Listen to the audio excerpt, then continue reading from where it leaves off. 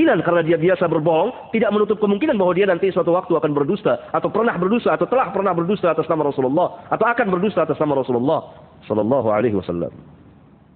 Lihat, nggak diterima riwayatnya kalau orang tukang bohong. Terima. Atau dia fasik, atau dia tidak dikenal siapa dia, atau dia hafalannya kurang baik, sering lupa, sering salah dalam menerima atau meriwayatkan hadis, sering waham, ragu-ragu. Oh iya, apa begini? Ah, enggak, itu ragu-ragu. Jadi betul-betul yang kuat. Lihat pemeriksaan dalam hadis, diteliti satu persatu. Umat yang lain tidak punya kecuali umat Islam. Sehingga dengan adanya isnad itu dapat dibedakan mana Quran, mana hadis. Mana perkataan Nabi SAW, mana perkataan sahabat, mana perkataan sahabat dan mana perkataan tabi'in, mana perkataan tabi'in, mana perkataan tabi'ut tabi'in, dan seterusnya. Oleh karena itu ulama kita dahulu mengatakan al-isnadu minad din, walaula al-isnad laqala man sya'a ma sya'a. Sanad itu adalah sebagian dari agama. Al-isnadu minad din. Isnad itu adalah bagian dari agama. Kalau seseorang membawakan nama Nabi, mengucapkan atas nama Nabi bahwa Nabi SAW telah bersabda demikian, ditanya, mana isnadnya?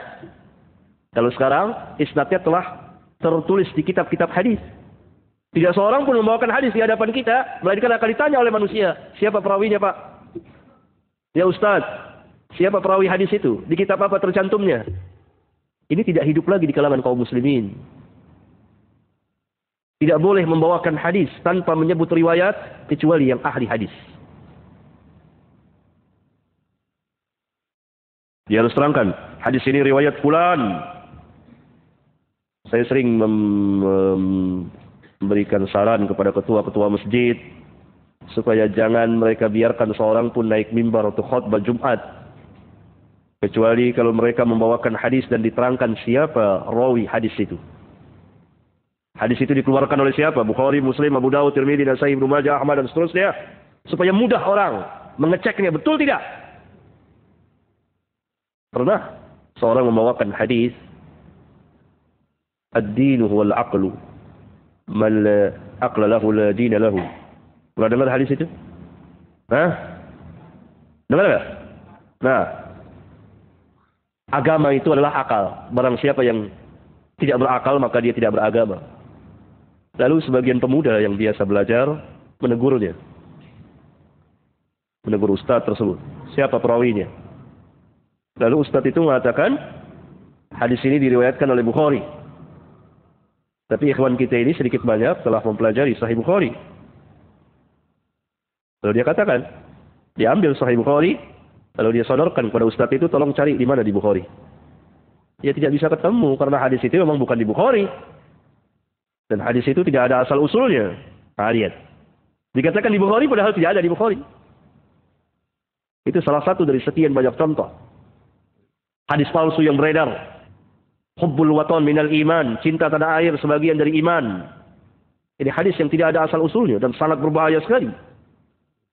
Ini hadis palsu buatan kaum nasionalisme. Ya. Dan lain-lain banyak sekali.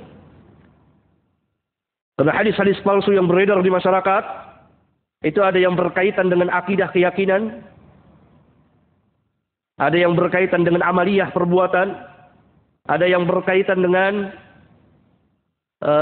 adab dan akhlak, dan seterusnya. Coba saudara-saudara misalnya beli terjemahan kitab hadis-hadis dhaif dan maudhu karya besarnya Syekh Albani rahimahullah ta'ala. Sudah diterjemahkan. Bisa dilihat di situ. Bahayanya hadis-hadis dhaif dan palsu. Atau mungkin kitab saya ini. Hadis-hadis dhaif dan maudhu. Ada kurang lebih 250 hadis dan sebagiannya palsu. Saya jelaskan di sini. Jilid pertama ini. Ya.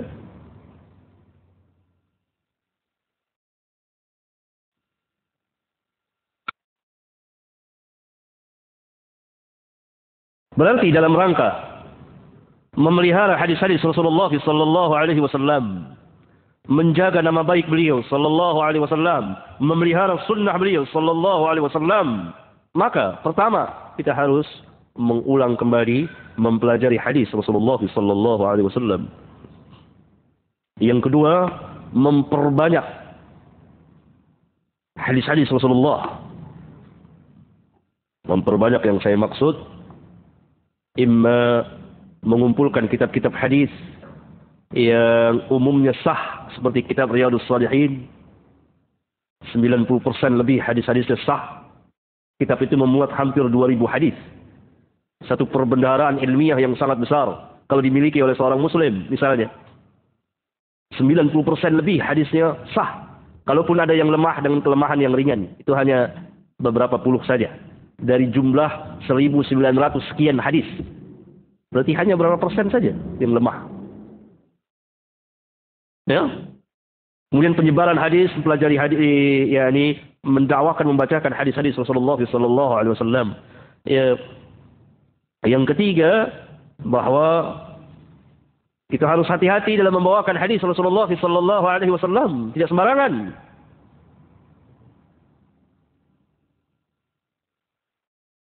Yang telah sahlah kita bawakan, atau yang telah dikatakan sah oleh para ulama. Yang keempat, kita harus bertanya kepada orang yang membawakan hadis, yang kita ketahui bahwa dia bukan ahli hadis. Kalau ada hadis-hadis beredar, tanya, ini riwayat siapa? Riwayat supaya bisa dicek, diteliti kembali oleh ahlinya, betul tidak hadis ini? Tapi jangan saudara tanyakan sah atau tidaknya, karena umumnya mereka tidak tahu mana hadis ini sah atau tidak. Sekarang ini banyak beredar hadis-hadis dhaif, hadis-hadis yang sangat lemah, hadis-hadis yang palsu. Lihat hadis yang sering beredar, utlubul ilma walau bisin. Tuntutlah ilmu meskipun sampai ke negeri Cina. Ini hadis batil. Pernah dengar hadis ini?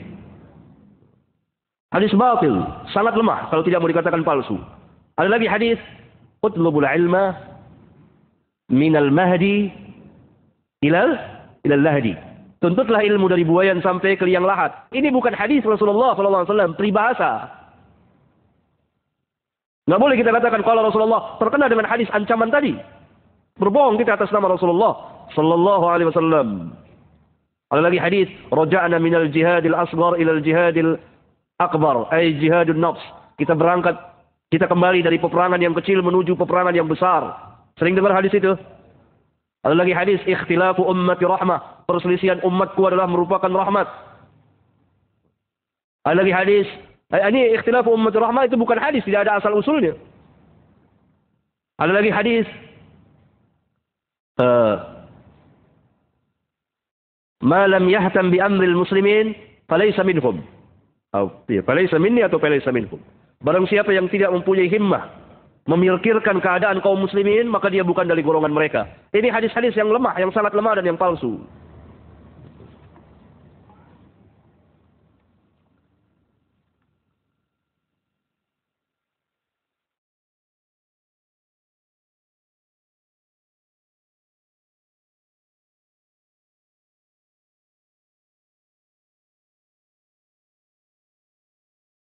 Ada lagi hadis, orang yang tidak nikah itu saudara syaitan. Pernah dengar?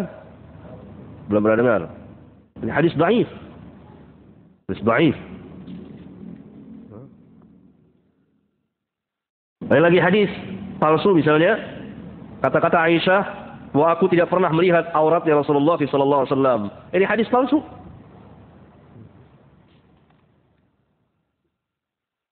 Bagaimana seorang istri tidak pernah melihat aurat suaminya? Atau sebaliknya?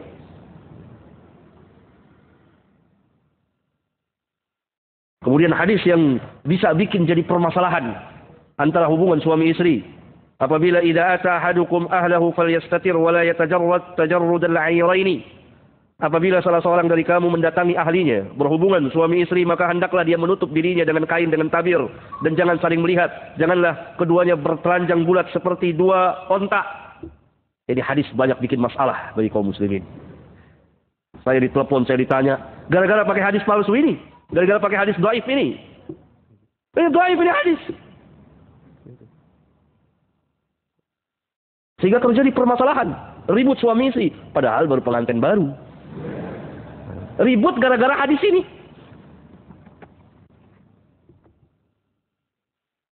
Begitu saya ditelepon, saya, wah, Masya Allah. Saya bilang itu hadis dhaif. Kalau sudah suami istri, sudah bebas. Nah, lihat asar bekas yang sangat berbahaya bagi hadis dhaif itu, kalau diamalkan. Ada lagi hadis yang tidak ada asal usulnya, man arafa nafsahu faqad arafa rabbahu. Barang siapa yang kenal dirinya akan kenal Rabbnya. Pernah dengar? Nah, itu nggak ada asal usulnya hadis itu. Tidak ada asal usulnya. Pernah dengar sumu tasihu, puasalah nanti kamu sehat. Pernah dengar? Nah, ini hadis dhaif. Walaupun tidak